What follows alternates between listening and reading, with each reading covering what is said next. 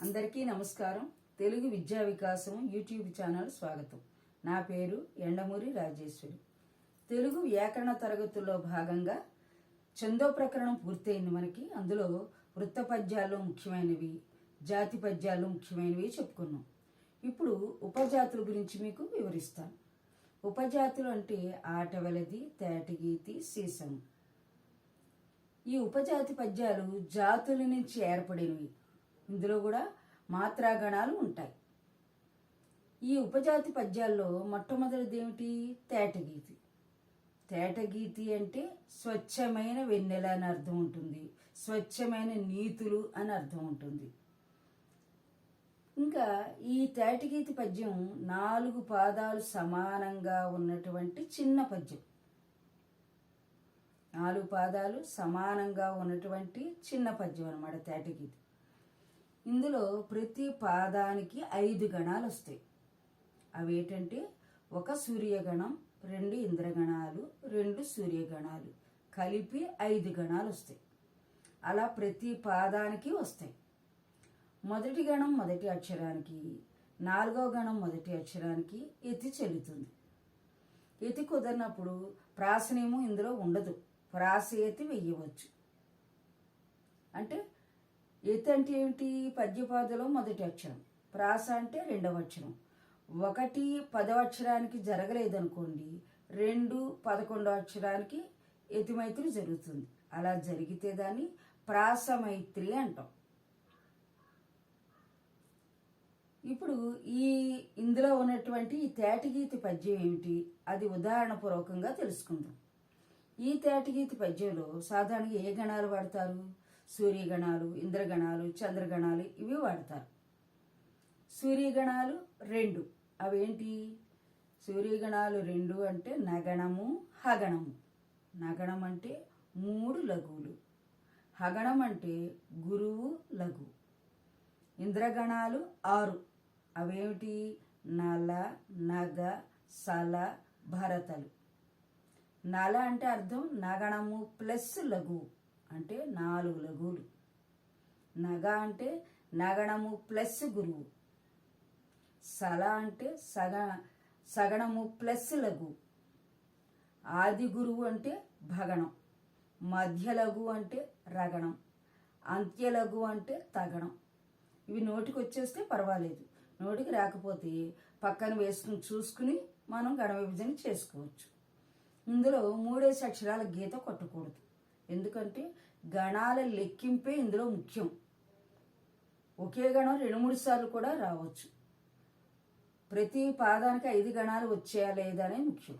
అందులో కూడా 3 సూర్యగణాలు ఒకసారి, 2 ఇంద్రగణాలు ఒకసారి, అలా రాకూడదు. ఫస్ట్ 1 సూర్యగణమే రావాలి, 2 ఇంద్రగణాలే రావాలి, తర్వాత మళ్ళీ 2 సూర్యగణాలు రావాలి. 3 సూర్యగణాలు, 2 ఇంద్రగణాలు రాకూడదు అనమాట. అంటే అదే పద్ధతిని పాటించాలి మనం. అంటే ఇందులో సూర్యగణాల్లో 3 అక్షరాలు ఉన్నాయి, 2 అక్షరాల గణాలు ఉన్నాయి. ఇంద్రగణాల్లో 4 అక్షరాల గణాలు ఉన్నాయి, 3 అక్షరాల గణాలు ఉన్నాయి. కాబట్టి ముందుగా గీతలు కొట్టకుండా గురులగులు గుర్తించుకున్న తర్వాత గీతలు కొట్టి చూడాలి. ఈ తేటగీతి పద్యం చిన్న పద్యం కాబట్టి ఇందులో ఆ పద్యంలో ఉన్న 4 పాదాలు రాశాను. ఎందుకు రాశాను అంటే ఇందులో ప్రాసనీయమో లేదు, ప్రాసేతి వాడబడింది. ఎక్కడ ప్రాసేతి వాడబడింది, ఎక్కడ ప్రాసనీయమో లేదు, అవి తెలుసుకోవడం కోసం నేను ఉదాహరణకి ఒక పద్యం మొత్తం 4 పాదాలు విడివిడిగా రాశాను. అదేమిటో ఇప్పుడు చూద్దాం.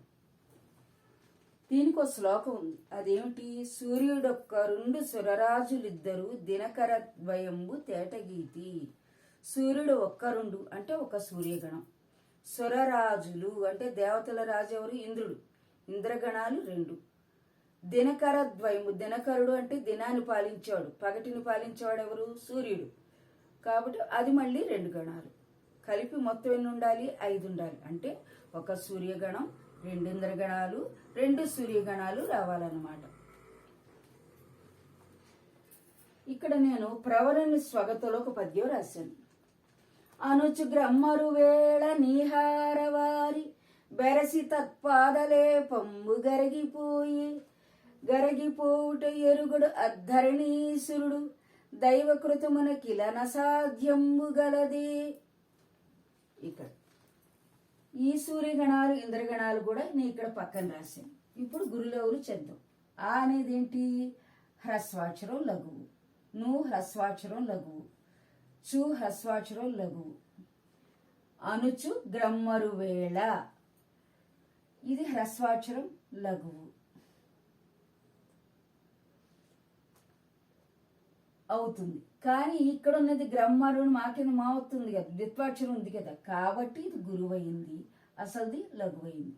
ఇది లఘువు. వే దీర్ఘాక్షరం కదా, లా నీ దీర్ఘాక్షరం కదా, హా దీర్ఘాక్షరం కదా, రా హ్రస్వాక్షరం లఘువు.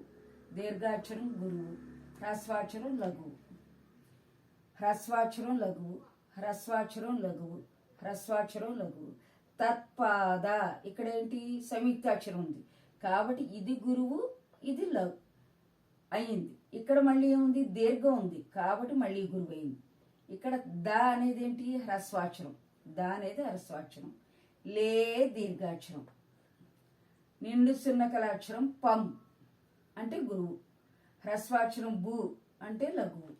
గ లఘు హ్రస్వాక్షరం. రా లఘు హ్రస్వాక్షరం. గీ లఘు హ్రస్వాక్షరం. పో దీర్ఘాక్షరం గురువు.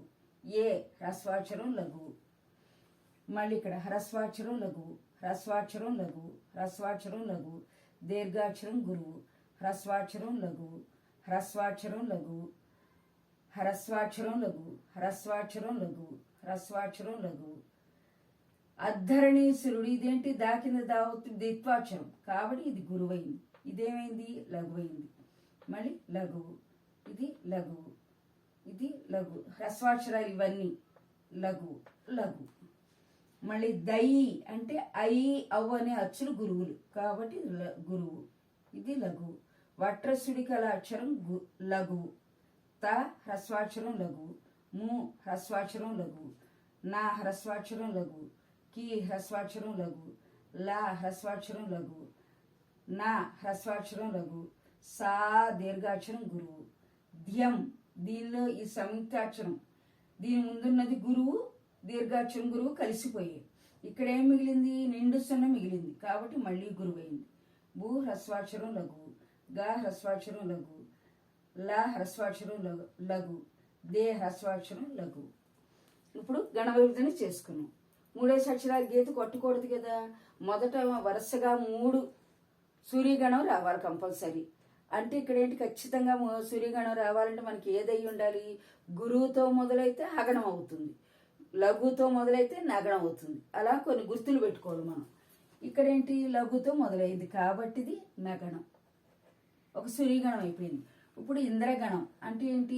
ఆది గురువు భగణం, మధ్య లఘువు రగణం. ఒక సూర్యగణం, 2 ఇంద్రగణాలు, 2 సూర్యగణాలు. మళ్ళీ గురువుతో మొదలైంది కదా అంటే హగణం. ఇది హగణం అయింది.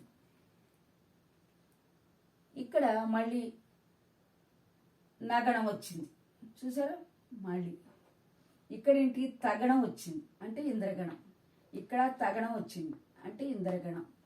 ఇక్కడ మళ్ళీ నగణం వచ్చింది అంటే సూర్యగణం. ఇక్కడ హగణం వచ్చింది అంటే సూర్యగణం. మళ్ళీ ఇక్కడ నగణం వచ్చింది సూర్యగణం. పోవుట ఆది గురువు భగణం అంటే ఇంద్రగణం వచ్చింది. ఎరుగడు ఎరుగడ అంటే ఇక్కడ ఏంటి? నగ వచ్చింది. ధరణి అంటే ఇక్కడ ఏంటి? నగణం వచ్చింది. ఇది కూడా నగణం వచ్చింది. ఇక్కడ దైవ అంటే ఇక్కడ ఏంటి? హగణం వచ్చింది. సూర్యగణం కదా రావాలి. కృతమున అంటే ఏంటి? ఇక్కడ నలా వచ్చింది. ఇక్కడ ఏమొచ్చింది? నగా వచ్చింది. ఇక్కడ హగణం, ఇక్కడ నగణం. ఇప్పుడు 1, 4 పాదాలు మొదటి అక్షరాలకి ఎత్తి జరగాలి. అంటే ఇక్కడ ఏంటి? ఆ 2, 3, 4 హా జరిగింది. ఇక్కడ బే 2, 3, 4 బేకి గాకి ఇది జరగలేదు. అంటే ఇక్కడ ఏం జరిగింది? ఈ రగణానికి ఈ రగణానికి అంటే ప్రాసయతి జరిగింది. ఈ పాదంలో ప్రాసేతి జరిగింది. ఇక్కడ మళ్ళీ గ 1 2 3 4 ఇక్కడ గా ఉంది, ఇక్కడ ధా ఉంది కాబట్టి జరగదు. కాబట్టి ఇక్కడ రగడం, ఇది కూడా ప్రాసేతికి జరిగింది. ఇక్కడ ఐ అనేది అచ్చు కాబట్టి ఇది 2 3 4 ఐ అమ్ అచ్చులే కదా, అదనమాట. అంటే ఇక్కడ కొన్ని పాదాలు ప్రాసేతి జరిగింది, కొన్ని పాదాలకి మామూలు యతిమైత్రి జరిగింది. ఇప్పుడు ప్రతి పాదానికి 5 గణాలు ఉన్నాయి లేవో చూసుకోవాలి. 1 2 3 4 5. అలాగే అన్నిటికీ 5 వచ్చి, అన్నిటికీ 5 వచ్చి, ఇక్కడ కూడా 5, ఇక్కడ కూడా 5 వచ్చి. చూసారా? తేటగీత అంటే చాలా తేలికగా ఉంది. తేటగీతి పద్యం దేనికి చెందింది? ఉపజాతికి చెందినటువంటి పద్యం. ఇందులో 4 పాదాలు సమానంగా ఉన్నటువంటి చిన్న పద్యం. ఇందులో ప్రతి పాదానికి ఎన్ని గణాలు రావాలి? 5 గణాలు రావాలి. అవి ఏంటి? 1 సూర్యగణం, 2 ఇంద్రగణాలు, 2 సూర్యగణాలు. ప్రతి పాదానికి 5 గణాలు రావాలి. మొదటి గణం మొదటి అక్షరానికి, 4వ గణం మొదటి అక్షరానికి యతి చెల్లుతుంది. ఒకవేళ యతిమైత్రి లేకపోతే 1వ గణంలో 2వ అక్షరానికి, 4వ గణంలో 2వ అక్షరానికి జరుగుతుంది. దాన్ని ప్రాసయతి అంటాం. ఇందులో మాత్రా నియమాలు ఉంటాయి. దేంతో ఏర్పడతాయి? సూర్యగణాలతోటి, ఇంద్రగణాలతోటి ఏర్పడతాయి. ఇది ఈ తేటగీతి పద్యం గురించి మీకు బాగా అర్థమైంది కదా. ఇందులో ఒక్క లైన్ తీసుకున్నా దైవకృతమునకిలా అసాధ్యంబు గలదే అని రాసుకున్నా చాలు మనకి. అది చిన్న పద్యం కాబట్టి ఈ ప్రాసేతి ఎక్కడొచ్చింది, ప్రాసనియమం ఎక్కడ లేదు, ఇక్కడ నా ఉంది, ఇక్కడ రా ఉంది, ఇక్కడ రా ఉంది, ఇక్కడ బాగుంది. అంటే ప్రాసనియమం లేదు ఇందులో. ఈ పద్యంలో ప్రాసనియమం లేదు. అది సరిపోయిందా లేదో చూసుకున్నాం. ప్రాసేతి వాడవచ్చు అన్నాం కాబట్టి ఎక్కడెక్కడ ప్రాసేతి వాడడం జరిగిందో అది మనకి చెప్పడం జరిగింది. 5 గణాలు ఉన్నాయో లేదో చూసుకున్నాం. 4 పాదాలు సమానం. ఇప్పుడు అర్థమైంది కదా మీకు. ఈ వీడియో కనుక మీకు నచ్చినట్లయితే లైక్ చేయండి, షేర్ చేయండి, సబ్స్క్రైబ్ చేసుకోండి. మరొక